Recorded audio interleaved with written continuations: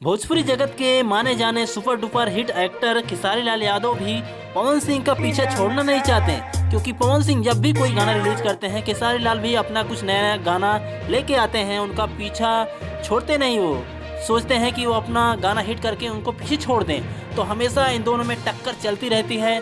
तो अभी खेसारी लाल यादव ने अपना एक दर्दिया नाम का जो गाना है अभी जल्द ही रिलीज किया है, आज सुबह 17 नवंबर को, और जल्द ही 1 घंटे में 1 मिलियन व्यूज़ के पार कर गया। वो बहुत स्पीड में ये गाना जा रहा है और ये पवन सिंह के गाने को लगता है सभी गाने को बीट कर देगा, और बहुत ही स्पीड में गाना जा रहा है।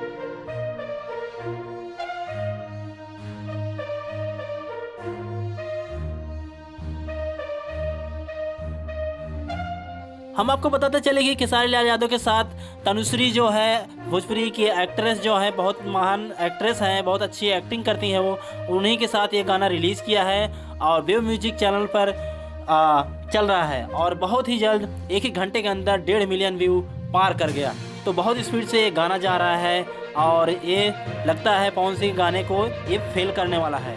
पिछले हफ्ते अभी पवन सिंह ने अपना गाना हरी हरी ओढ़नी रिलीज किया था, लेकिन उनका गाने का व्यू अभी स्लो हो गया है। लेकिन जिस तरह से खेसारी का ये गाना स्पीड में आगे जा रहा है, लगता है पवन सिंह गाने को ये फेल कर देगा।